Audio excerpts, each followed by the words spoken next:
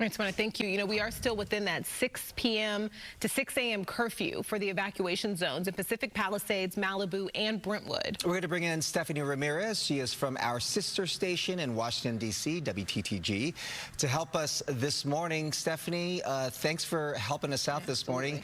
You're in Santa Monica. Tell us what the situation looks like out there. Good morning. Good morning. Again, it's an honor to be here. You all have been working so hard. We are all so proud of all of you, keeping everyone informed here. This morning, I'm at South 26th Street, right off San Vicente Boulevard. I want to show you, we are at a National Guard checkpoint here, police as well.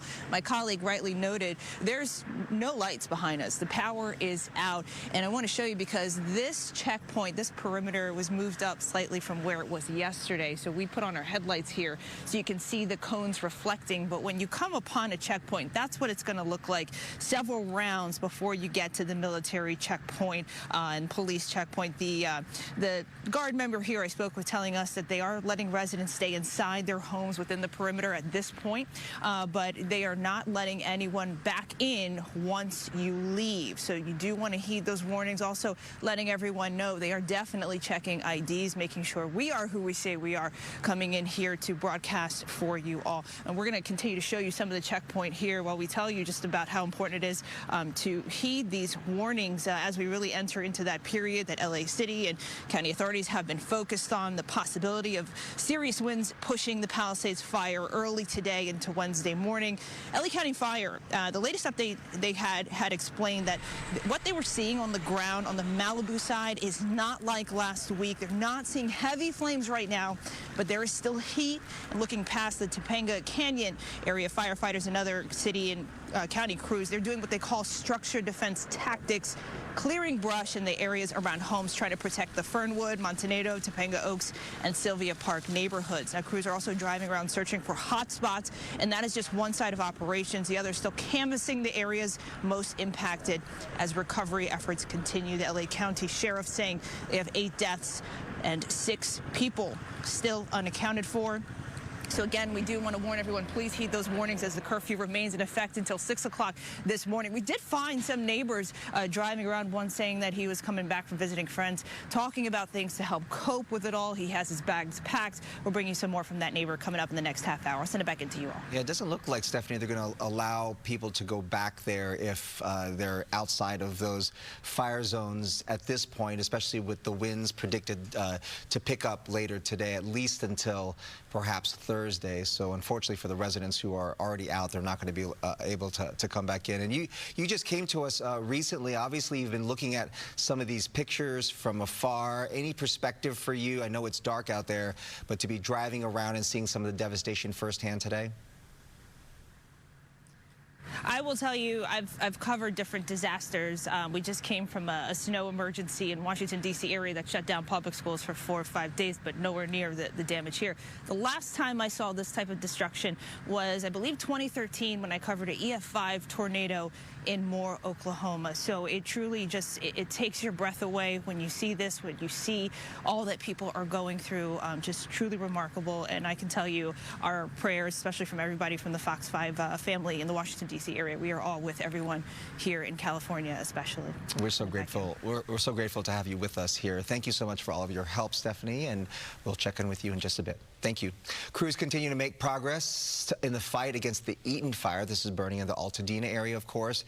That fire now 33% contained. Mario Ramirez is live in Altadena with the latest on the fire and recovery efforts. Mario, we've been talking all morning about how just the devastation after the Eaton Fire, it is really, it's gut-wrenching. It takes your breath away. There is so much gone.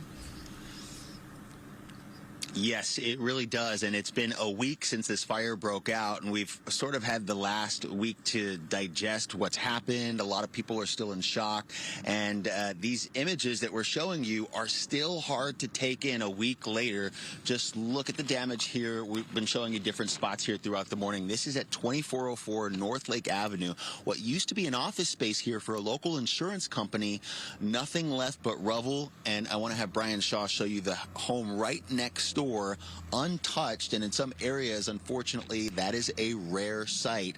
The power is out here, and there is still a massive amount of cleanup, as you can imagine, that hasn't been done as these winds are expected. Now, we want to show you video here because homes and family businesses that have been passed on for generations in this neighborhood are gone. The extended Sage family here in Altadena lost 4 homes, 2 liquor stores, an auto shop, and 4 apartment buildings, and it's just one example of the devastation and impact on the local community here and the families behind these small businesses. The Eaton Fire has destroyed over 7,000 structures, and it's about a third contained this morning. It broke out last Tuesday, again, rapidly spreading with similar Santa Ana winds that are moving through today. And while the fire swept through their neighborhood, the Sage family watched in horror as everything they've worked for over the last 50-plus years burned to the ground. I have nothing. Every memory, every memorabilia, my wedding pictures, my kids. Every time I think about it, I break down. I'm trying to stay strong. I am strong. I promised my dad, we're going to build, rebuild, rebuild, rebuild. And that's all we're going to do as Altadenians. We live here. This is our little country.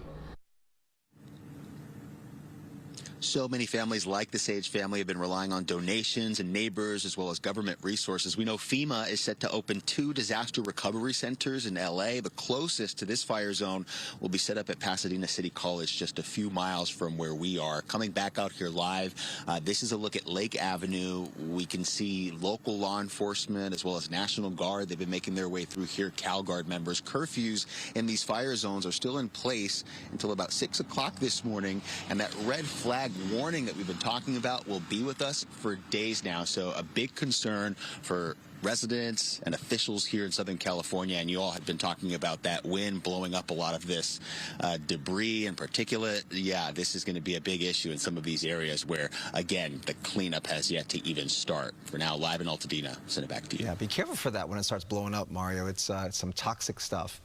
All right, Mario, thank you.